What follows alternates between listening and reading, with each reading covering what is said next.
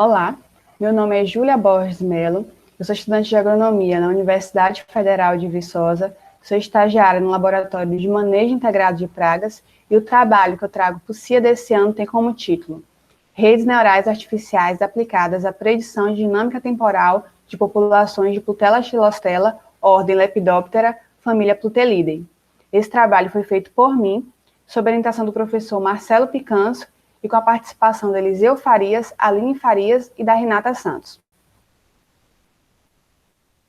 Plutella xylostella, mais conhecida como traço das brascas, é uma mariposa. Aqui temos representado sua fase adulta e sua fase lagarta, que consomem as folhas, reduzindo a produtividade e a qualidade dessas hortaliças. São pragas comuns na cultura do brócolis, couve-flor e repolho. Há diversos fatores que afetam a dinâmica temporal da Plutella xylostella. Primeiramente, um hospedeiro. Há uma variação no desenvolvimento da sobrevivência em diferentes hospedeiros. Os elementos climáticos, fatores como temperatura, umidade, incidência solar, afetam o metabolismo do inseto. E os inimigos naturais, que são organismos capazes de controlar populações de insetos pragas. As redes neurais artificiais são a abstração da rede neural biológica. Elas são inspiradas nas suas conexões e dos neurônios humanos. A gente pode ver essa relação ao lado, onde o X representa as informações recebidas, os sinais, e a letra W, a conexão. Existem alguns elementos básicos dentro de uma rede neural. Primeiramente, ela é dividida em camadas. A camada de entrada, onde estão as variáveis de entrada, representada pela letra I. A camada oculta, que pode ser mais de uma, onde estão os neurônios, representada pela letra H de Hayden. E a camada de saída, onde tem a variável de saída, representada por O de out. Por fim, os pesos, que conectam neurônios de diferentes camadas, interagem entre si para obter uma ótima performance, representado pelas setas e pela letra B, de bias, que significa tendência. Há diversas aplicações das redes neurais. Ela é uma técnica recente de modelagem de dados e análise estatísticas. Na entomologia, ela é utilizada para identificação de pragas, distribuição espacial, na predição de populações de pragas e inimigos naturais. Carmo, em 2020, integrante do nosso laboratório, utilizou a rede neural para identificar diferentes instares de um percevejo predador. Então, o objetivo desse estudo foi avaliar a eficiência de redes neurais artificiais na predição da dinâmica temporal de Plutella xylostella. Para isso, foram feitas avaliações quinzenais em lavouras de brócolis, couve-flor e repolho, em Coimbra, Minas Gerais. As plantas eram inspecionadas por inteiro e o número de lagartas e pupas era registrado. Os dados climáticos foram obtidos no site AgriTempo. Aqui tem uma tabela com a descrição dos preditores utilizados. Primeiramente, a precipitação pluviométrica, com o código PRESS em milímetros, temperatura do ar com o código TEMP em graus Celsius, umidade relativa do ar com o código UR em porcentagem, e o hospedeiro com o código H, que representa o brócolis, couve-flor e repolho. As variáveis climáticas foram utilizadas médias de 2 semanas anteriores às avaliações, e o brócolis foi usado como nível de referência. As análises estatísticas foram realizadas usando SoftR. Primeiramente, a gente dividiu os dados, 70% para treinamento e 30% para validação. As redes neurais foram desenvolvidas para predizer a densidade média de Plutella xylostella, usando o algoritmo de treinamento Backpropagation, com a função de ativação linear e com um número variável de neurônios na camada escondida, 1, 2, 4 e 6 neurônios. A topologia mais adequada foi selecionada com base na raiz quadrada do erro médio e no coeficiente de correlação. As redes neurais foram comparadas com o modelo linear generalizado e a importância relativa de cada preditor foi determinado com o algoritmo de Oden.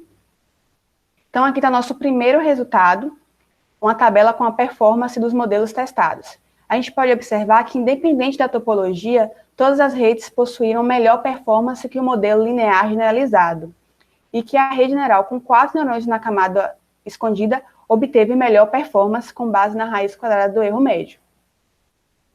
Então, essa é a topologia do modelo mais preciso, com 4 neurônios na camada escondida e com as variáveis temperatura, precipitação, umidade relativa do ar, hospedeiro, couve-flor e repolho como as variáveis de entrada, e a densidade média de Plutella como a variável de saída.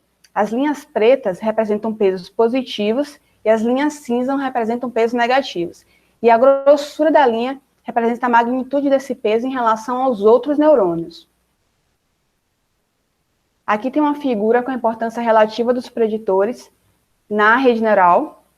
No eixo Y, a gente tem a importância dos preditores, e no eixo X estão os preditores. O que a gente pode observar? Que a precipitação e a temperatura estão ambas negativamente relacionadas com a densidade de Plutella, e que o hospedeiro repolho e couve-flor apresentaram menores densidades de Plutella comparados com a do brócolis, e que a umidade relativa está positivamente relacionada com a densidade de Plutella. Um dos resultados que a gente teve foi o melhor desempenho das redes neurais. Apesar do modelo linear generalizado ser recente, ser uma técnica recente e muito utilizada, ela ainda apresenta limitações de não modelar relações não lineares, diferentemente das redes neurais. Além disso, elas possuem menor sensibilidade aos outliers. Outro resultado foi a precipitação pluviométrica como a variável mais importante negativamente relacionada com a abundância de Putella-Xylostella.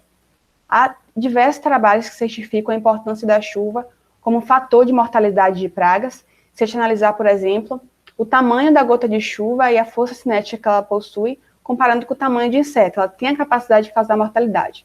Outro fator, uma coisa observada no nosso trabalho, foi que qualquer tipo de chuva tem a capacidade de destacar ovos, lagartas pequenas da superfície das plantas, além de que o relevo da planta, ela acumula água e pode promover o afogamento de lagartas. Um dos resultados também que a gente teve foi a maior densidade de Plutella em brócolis e menores densidades em repolho e couve-flor. Então, a gente tem que avaliar essa preferência. Então, Farias, em 2020, ele exemplifica a arquitetura da planta como um dos motivos para essa seleção, em que ela afeta aquele microclima, né, que ela pode reter a umidade da irrigação ou das chuvas, fazendo com que o inseto selecione ela dessa maneira. Já Ramalho, em 2014, ele levanta o ponto da qualidade nutricional, em que o brócolis ele possui mais proteínas em sua composição do que o repolho, por exemplo. Em seus testes, a população de Plutella mantida em brócolis obteve maior sucesso reprodutivo, maiores sobrevivências e melhor desenvolvimento. Já Machoro, ele pondera a emissão de voláteis como glucosinolato e o tipo e a quantidade de cera epidicuticular nas folhas de brócolis. Quais são as conclusões do meu trabalho?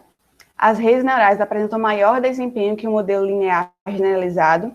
A precipitação é a variável climática mais importante, impactando negativamente a abundância de Putella-Xylostella. Plutella é mais abundante em brócolis. Aqui estão as referências do meu trabalho. Gostaria de agradecer ao Laboratório de Manejo Integrado de Pragas que me auxiliou na confecção desse trabalho. A CNPq, CAPES e FAPEMIG são instituições que financiam pesquisa no nosso país. Aqui estão os meus contatos. Muito obrigada.